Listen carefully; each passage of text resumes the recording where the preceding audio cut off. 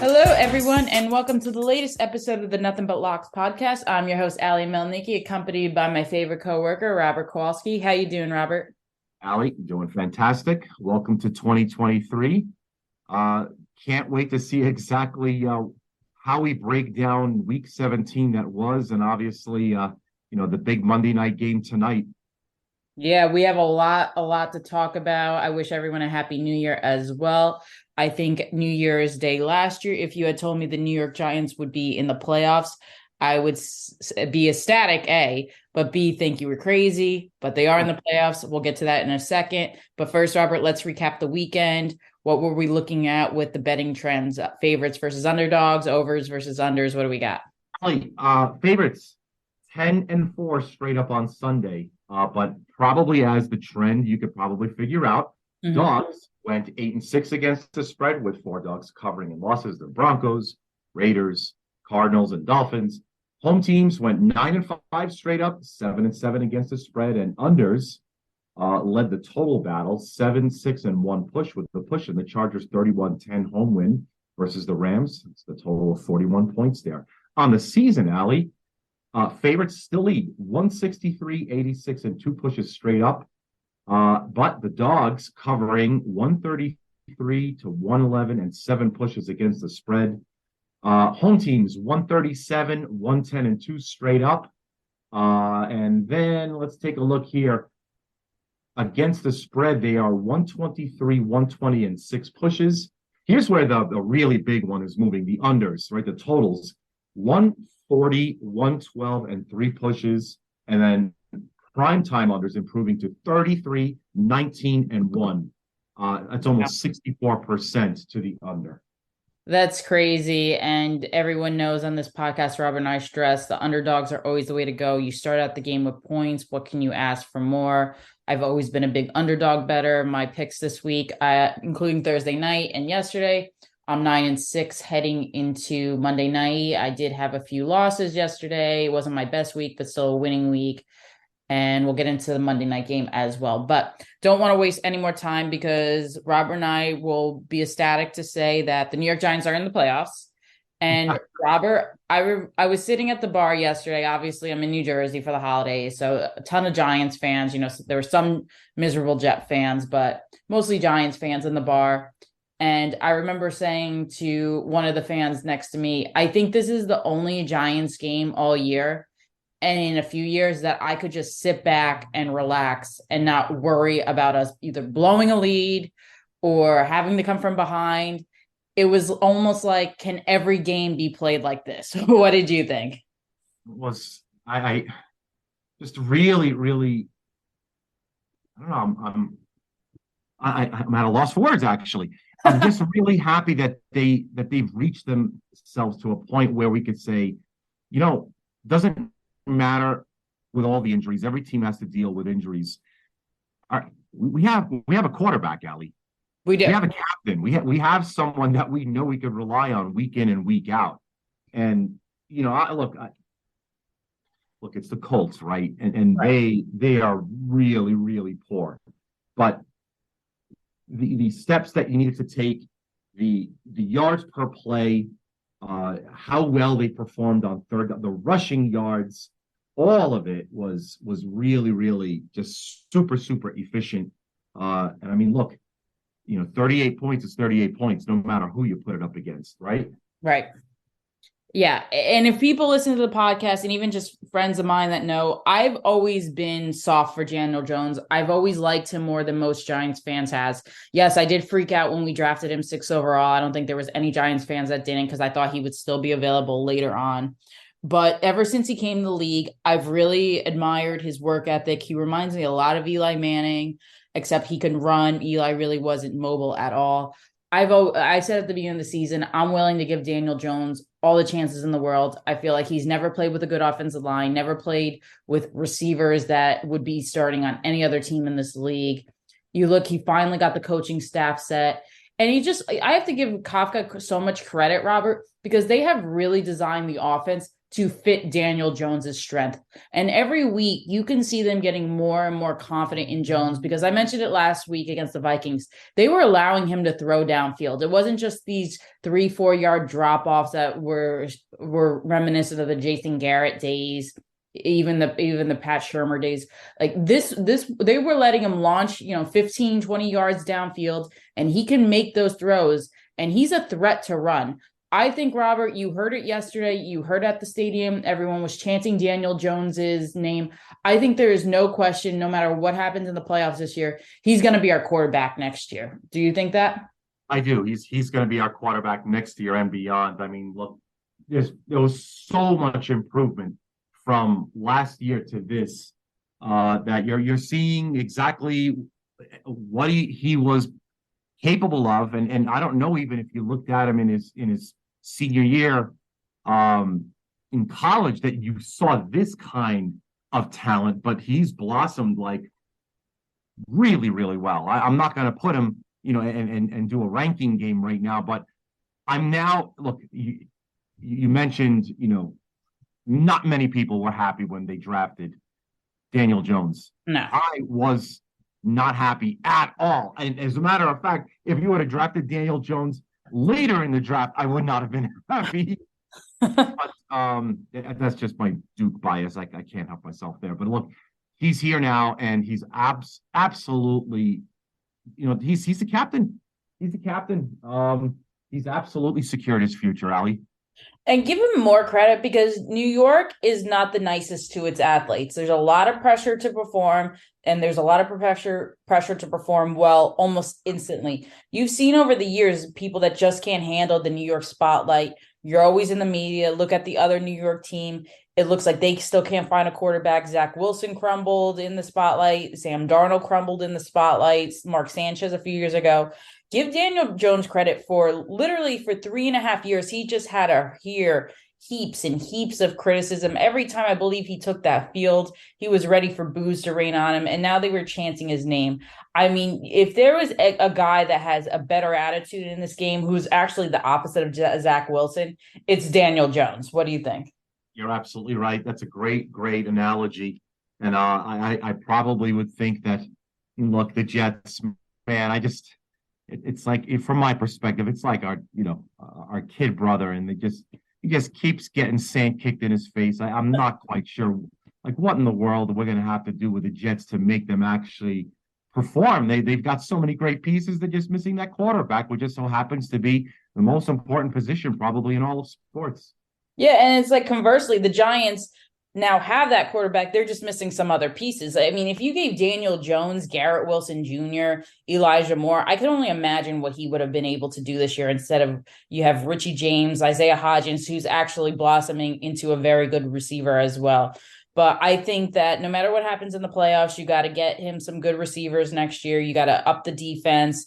They need some help in the linebacking core. It was also nice to see Landon Collins get that pick six. I know, Robert, the bar I was in, everyone erupted when he got the ball. Collins really was a fan favorite when he was here. It's glad to see him back on the team. So before we do move on to the next games, because Rob and I could talk about the Giants all day, let me ask you this, Robert. We're the number 6 seed. That's not going to change. We're not going to get the 5th. We're not going to get the 7th. Right now, we have a shot of facing most likely either the Vikings or the 49ers in the wild card round. Which matchup, as a Giants fan, we'll do as a fan as a moment, which matchup do you want to see in the first round? Well, I'll preemptively say I'm just happy to be there. Yeah. Can I do that? I want no part of the 49ers. Agreed. I want no part of them. They are absolutely out for blood with a chance at the number 1 seed still. And I don't think that they're going to be laying off of the pedal, irregardless of the result from yesterday against the team in Southern Nevada. So I'll probably say, give me all of the Minnesota Vikings we can get. Yeah, I'm with you. I think we should have beat them on Christmas Eve. I think in another game we will beat them. This just reminds me, and we talked about it last week, this reminds me so much of that 07 team that defeated the that lost to the undefeated Patriots. Right. we got into the playoffs and it was just a magical run, playing against Brett Favre and the Packers in that negative degree weather, and Eli Manning was just fantastic. Who would have thought we could have won that game? We were double-digit underdogs to the Patriots in the Super Bowl. We won that. It just seems like this team, and I'm not being biased from this perspective, but I haven't seen this team. It's a team of underdogs, and they have just so much confidence, Robert. Are you seeing this too? I do. Look, they're playing with a heavy, heavy load of house money right now, in my opinion. And right now, again, anything that they can do in the playoffs is going to be a massive bonus, to be honest. But build, right? Build from here. Don't embarrass yourself. Put in that great, great effort that they have been doing week in and week out. Just see how far it could take you. I agree. All right, well, let's move on to the Dolphins and the Patriots. There was a lot of Dolphin fans at the bar that I was at yesterday too, randomly. A lot of them just had their hearts crushed. Dolphins really just had a win yesterday, and playoff hopes were looking good. Now they got to win this week. They need a few other things to happen, I believe. But Robert, let's talk about the Dolphins, because this has been one of the most streaky, probably the most streaky team all season. They started out a little slow. They went and just defeated everyone that came up to them. And now they haven't won since when was the last time they won? At the beginning of November? I mean, is this not the flukiest team in the league? What do you think? I don't understand this team at all, to be honest, Allie. I mean, they started the year off winning 3 in a row. Then they lost 3 in a row. And they won 5 in a row. And now they've lost 5 in a row. I mean, all roads lead to 8-8. But basically, that's the Dolphins every year. Look, New England did get the win, right? The third down battle was tough. They did manage to pull 2 turnovers off of the Dolphins. I mean, they did pick up 339 yards of offense, but that's not what the Dolphins offense looked like in the early, first 3, 4, 5 weeks. I don't really want to hear anything about, the quarterback. Everyone knew that it was going to be Bridgewater. Then Thompson comes in. So it's just, this is not going the way the Dolphins expected at all. And now they are absolutely in danger of not making the playoffs, Allie. And I was not a believer at them before the season. I projected they would go under their win total on the season. Vegas had them at 9 over under. I took the under. And Robert, I think there is a very good chance that could stay under. They are playing the Jets next weekend. The Jets are eliminated. They don't have anything to play for. But we've seen teams that need a win in the past just totally collapse the final week. How confident are you that they could beat the Jets next week and make the playoffs? The Miami Dolphins? No, Yeah. not at all. I'm not. I'm not. They're completely going in a full-on tailspin. And there's really not much hope right now for them because, I mean, look, they had every opportunity to put together what they needed to beat New England. The Patriots did. I mean, they were extremely sound versus the run. And the Dolphins got nothing going, on the ground at all. So how is this going to be any different against the Jets, who I feel are even better defensively? In a game that the Jets probably should be playing for a playoff game, and unfortunately they blew it themselves. I think the both of them just go down in complete flames. I think the Jets knocked the Dolphins out of the playoffs here. I do too. And I was pretty spot on. I'm looking at my predictions. I predicted the over for the Buffalo Bills win totals. It was 11.5. They got over. Dolphins, I said, would go under their 9 win totals. And Patriots are sitting right there. It was 8.5. And I said the Patriots would go over their win total. So if the Patriots beat the Bills next week, I will be 4 for 4 in that division, because I also said the Jets would go over their 5.5 win total. So, but yeah, real quick, let's talk about the Patriots, because they were doubted for weeks. They've had 2 really rough weeks against the Bengals. Obviously, Mac Jones was known for tripping Eli Apple, little Grayson Allen in him. And then the week before that, obviously, the worst backwards lateral of all time, had them blow their game against the Raiders. And now they find themselves in the 7th seed. So they do still have a bit of a ways to go, because they have to play the Bills this week. Do you think that the Bills are going to rest their starters? The Bills still are playing for seeding, but do you think that the Bills will rest their starters? No, they're probably not going to catch the Chiefs. What realistic chance do you think the Patriots have of making the playoffs? Great point. I don't think that they play with that kind of mindset. This Monday night game, of course, the Bills are at Cincinnati tonight, and we've hung the game as low as we can. But Ali, I just keep getting for every bet I get on the Bengals today, I'm getting 3 on the Bills, so it's up to 2.5 already. Buffalo favored on the road. I just think that I don't know. I honestly look New England, like you said, they're 7th right now. Um, they got the tiebreaker over Pittsburgh based on head to head. Um, they're looking at a spot right now, right? And that's basically what they need is to win out and then get help. But Ali, I think too much needs to happen for New England to sneak in. But really, who does? I suppose we could take a look at it later in our show. For that last spot because we've got New England, Miami, and Pittsburgh all 8-8. It's just way too tough to call for me. I don't think that New England's. If they get it, they're going to get in really busted and broken.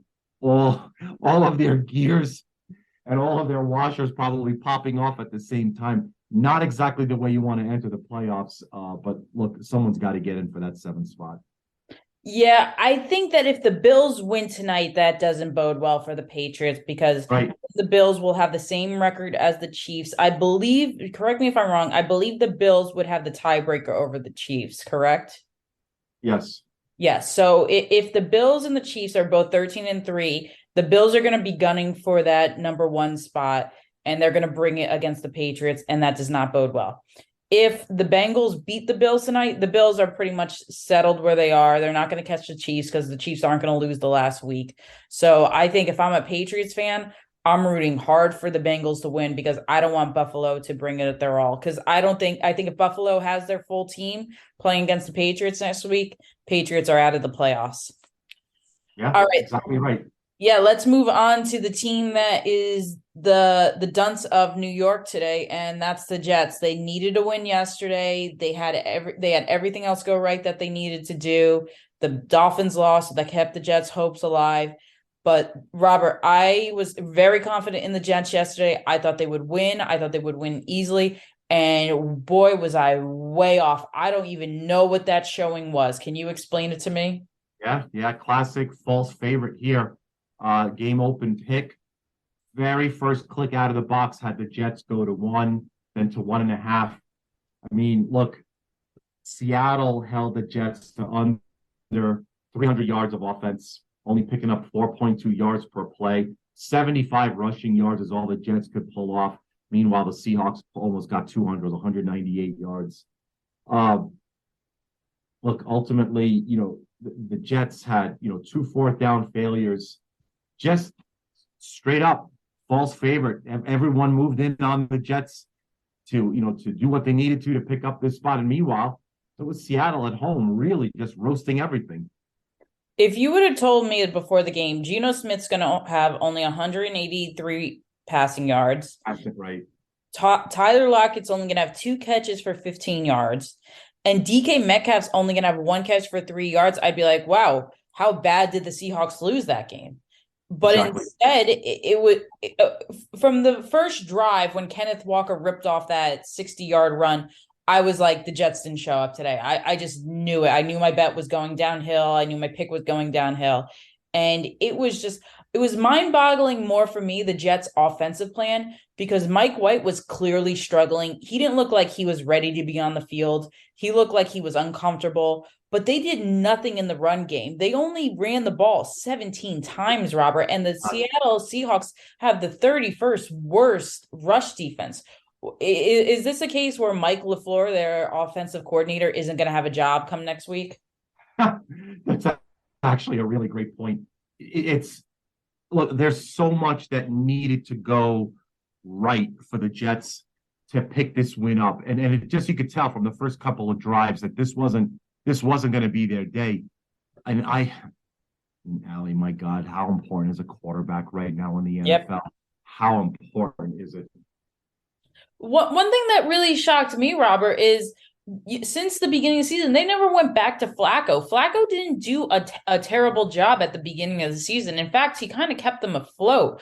I mean, were you kind of puzzled they didn't put Flacco in and they kept going with Mike White? Because we talked about it last week on the podcast. Mike White really only had that one good game against the Bears, who were playing their backup quarterback, and we all know the Bears defense is terrible. And then he struggled since then. What do you think? Did Robert Saleh just not make the right choice in sticking with Mike White?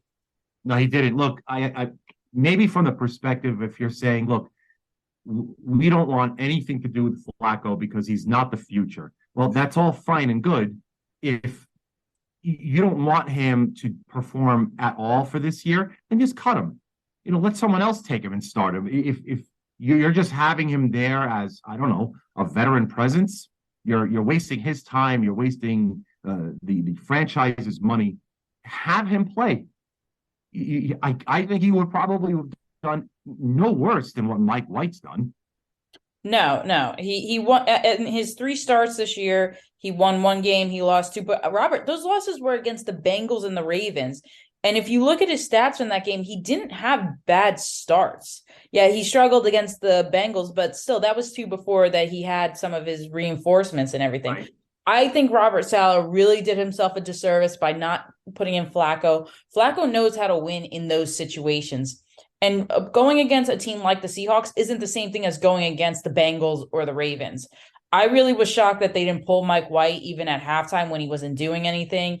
At least give Flacco a chance, just bring in that veteran leadership and calm it down.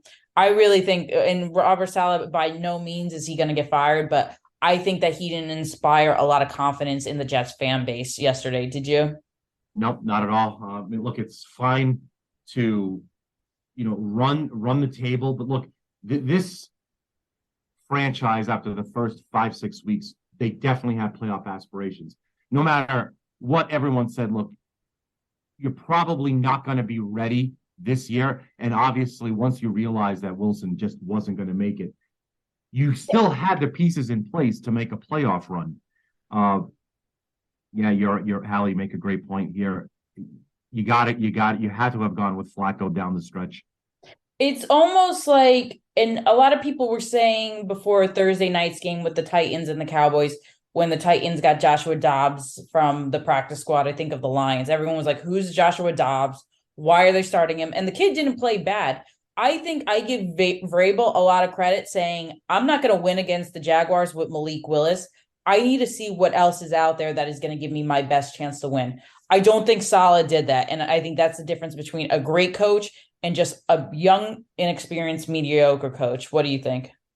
You nailed it again. This is exactly what I thought should have happened. And it's just, look, I'm sure that they had a game plan, whether it was going to be something that they're just completely stubborn ass and realizing that maybe I'm wrong, but I'm not going to go show the public.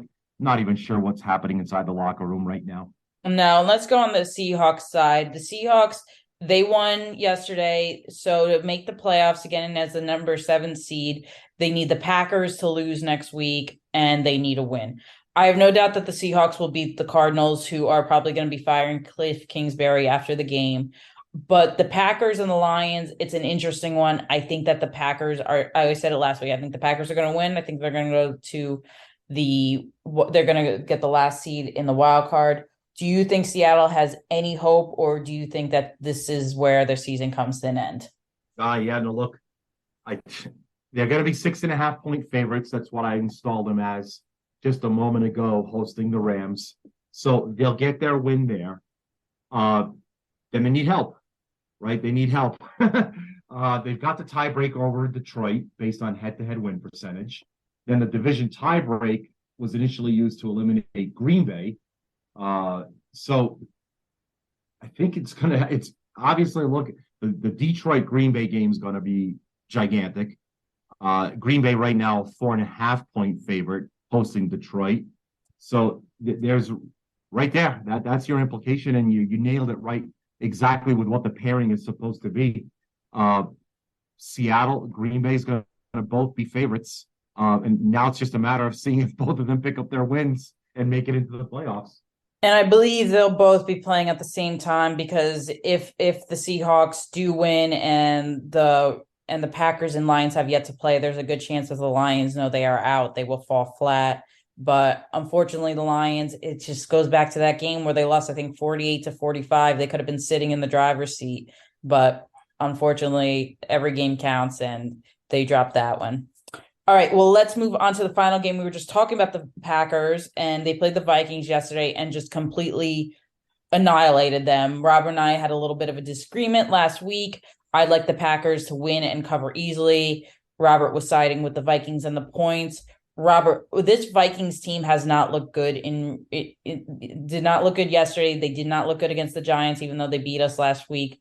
Is this a bad sign for Kirk Cousins for the playoffs? Because already right after the game, I was just reading article after article slamming how bad Kirk Cousins played. You take away Justin Jefferson like Jari Alexander did, Kirk Cousins just looked lost. Does this bode very poorly for the Vikings playoff chances? What do you think? I don't look. This was the one game where I said, if there's going to be a dog that's the livest you could find, it was Minnesota. I was loud wrong on this game. And look, Green Bay has a 3-point favorite. Man, did they take care of business? 41 points on Minnesota, outrushed them 163-102. 4 turnovers for the Vikings. Look, they won the yards 346-315 over the Packers and yards per play, but it really doesn't matter. Green Bay obviously helped by the kickoff return touchdown, and then obviously that interception return for a touchdown.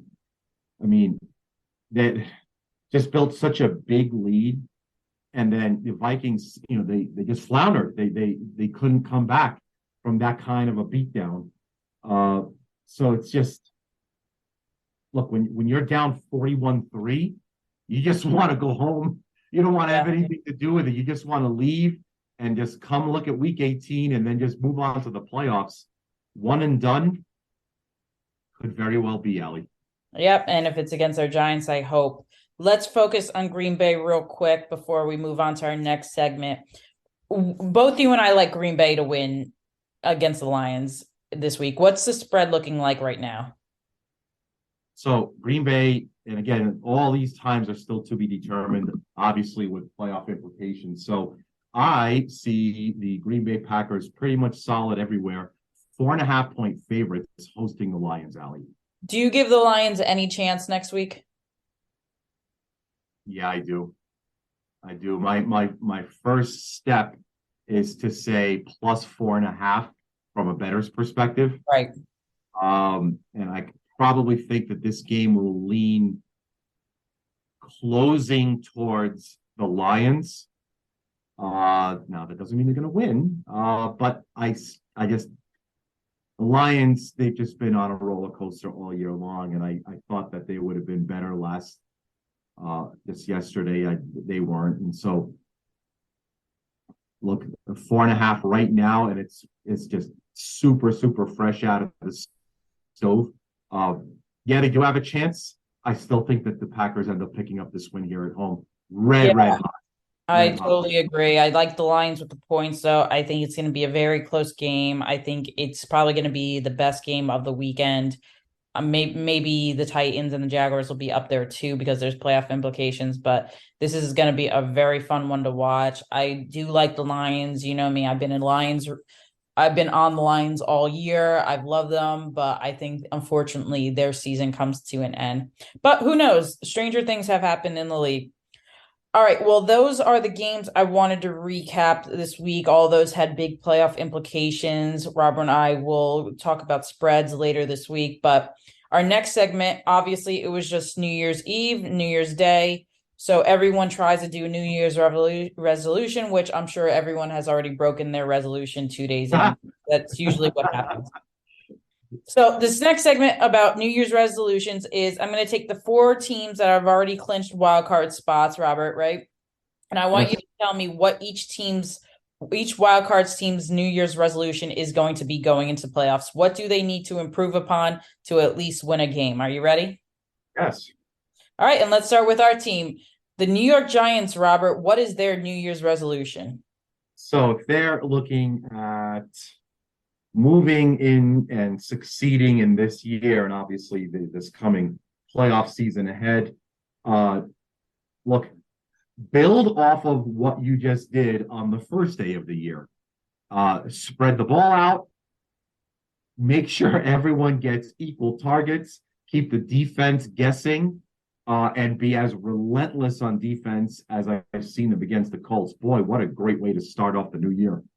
Yeah, I agree with you. Take whatever you did yesterday and just apply it every game going forward. It was one of the most complete wins I've seen of them in years, even with even with the even though it's the Colts, even though the Colts are terrible, it's still they came out, they won, and I couldn't be more happy for them. All right, the next team, Robert, the Dallas Cowboys. What is their New Year's resolution entering playoffs? Whew. Yeah, yeah, okay. I got this is a good one for them. Get to the NFC Championship already. Look, get your playoff contenders for pretty much every year. You're much like I mentioned with the Dolphins. Somehow your road always ends up at 500. Not so much the case this year. It's been a very successful year despite key injuries across both sides of the ball. But now uh, your your aspirations are to win a championship. At 12-4, I probably think that if you don't make it to the NFC Championship game, this is a failed season. So that's your resolution. Play the same system that you have. Look, continue to get Zeke Elliott as much carries as his body can still take him. And that's probably going to be just enough to make it at least one win in the playoffs.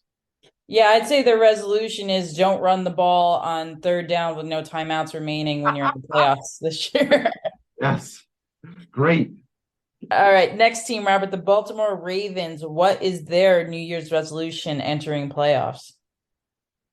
Man, look, I know everyone's raising pitchforks and all the torches are being lit, asking where's Lamar Jackson, but you got to stop relying on Lamar Jackson.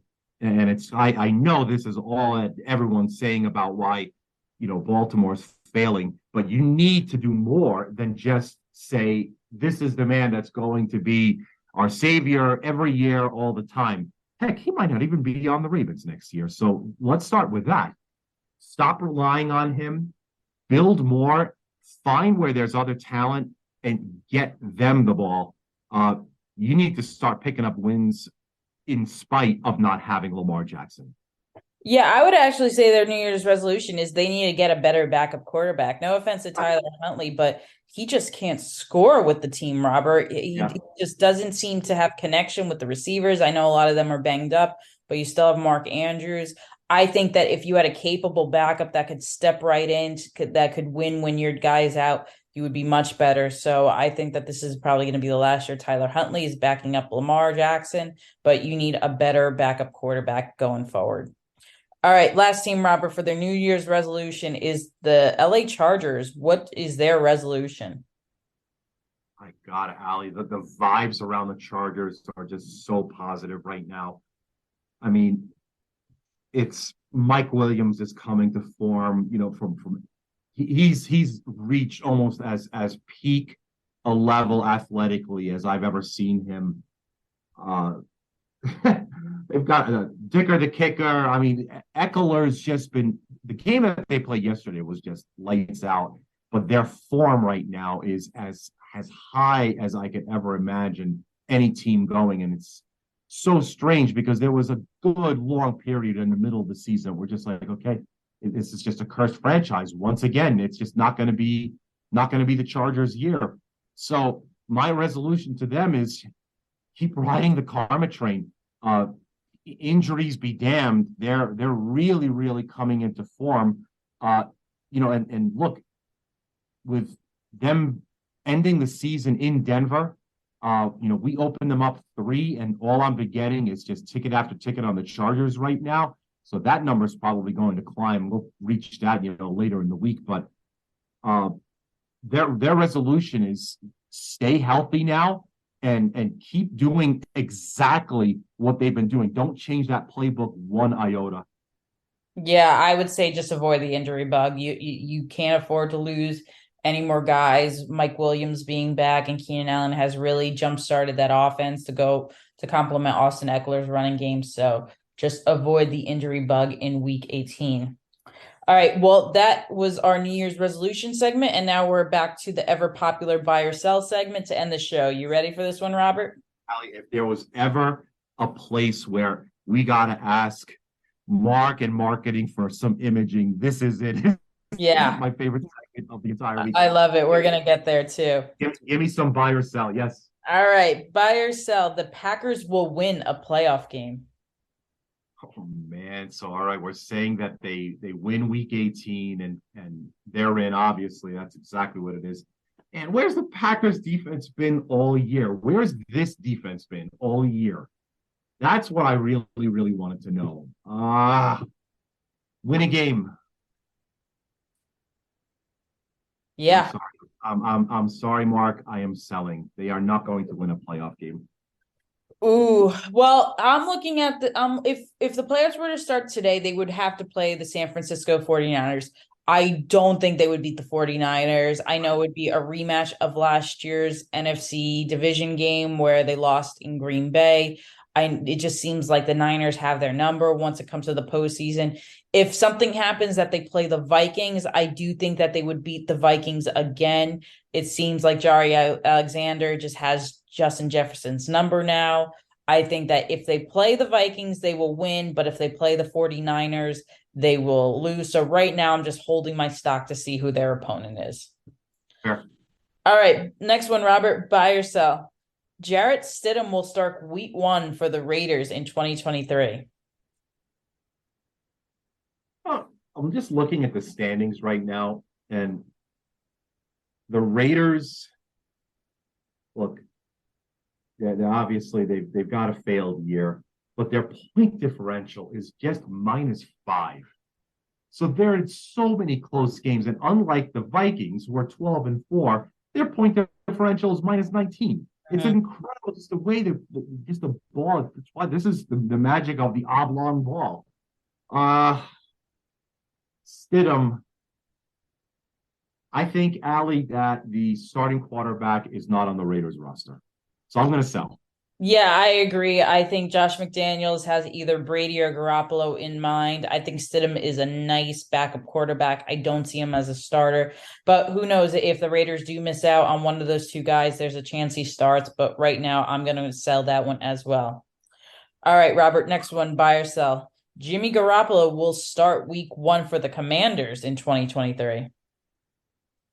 Oof. No, it's not Wentz. We know it's not Heineke. Brady? Mayfield? Geno Smith? Lamar Jackson? No, sell. So I'm going to sell. Lots of great options. I don't think Garoppolo picks Washington in 2023. I agree. I just don't think he fits Ron Rivera's system. I think that he would be more enticed to play with Josh McDaniels, maybe even return to New England and play under Belichick.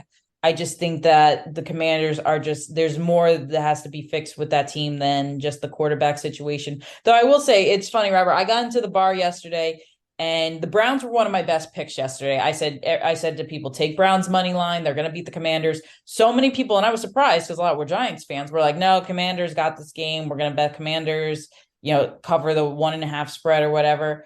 And I was like, Carson Wentz is going to throw 3 interceptions this game. How many interceptions did he throw that game? 3 interceptions.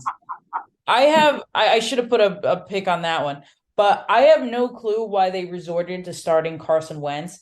I think that he's such a polarizing figure. He did not put them in any situation where they could have won yesterday.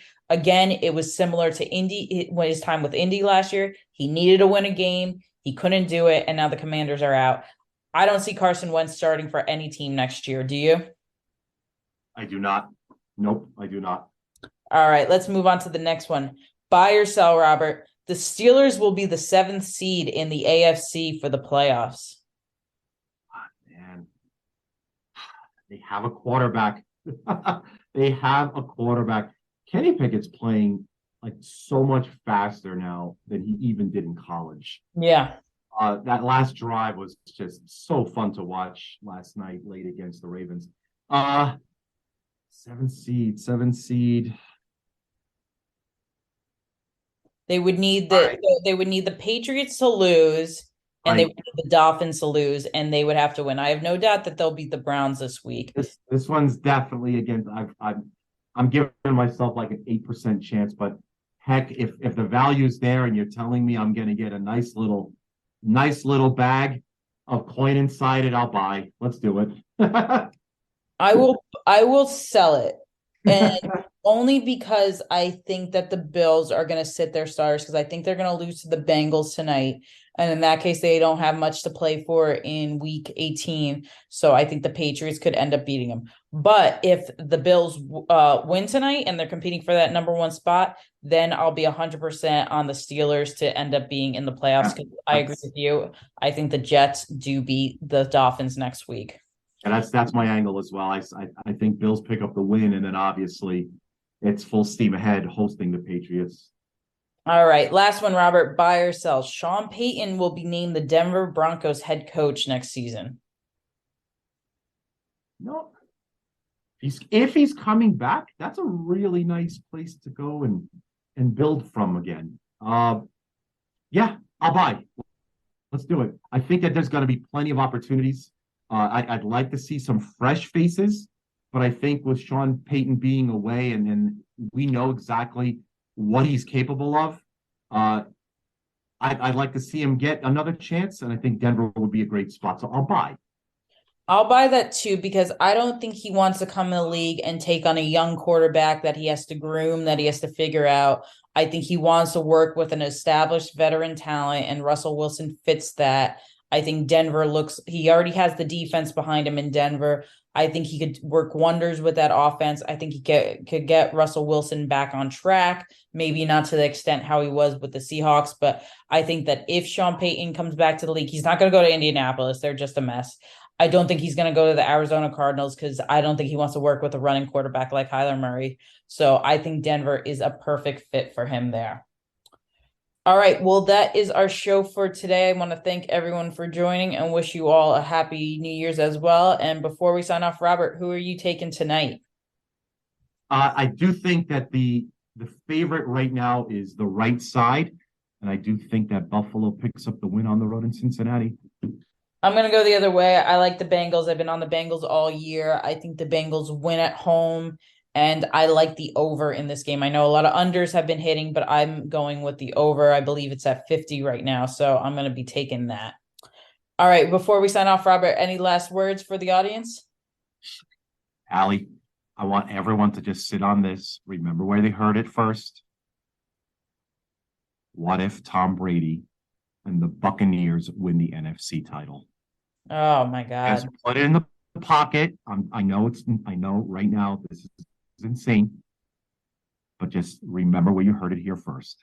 I couldn't believe they came back and won that game yesterday. I was laughing, and I had the Panthers with the points, and I thought I was like golden all game, and then they blew it. But everyone at the bar was saying it too. They're like, wow, Tom Brady's not going to go to the playoffs. The Panthers are actually going to go to the playoffs. And then Sam Darnold blows the game, and now we're looking at the Buccaneers being a scary team. And they as of today, the Buccaneers would play the Cowboys week 1. I don't know if I like the Cowboys there, Robert. Do you? Oh, look at it. Right. So look at this. Right. So let's just call this last uh part of our episode here. Let's call this Chaos AD from Rob. Uh, Giants are going to beat the Eagles. Right. Just follow me here. This is insane. I know. Cowboys beat Washington, and they win the NFC East. They Wow. get the home game. Eagles get bounced in round 1. I'm telling you, I could feel the chaos coming. It'd be like last year. They played the Bucks in round 1. Yes.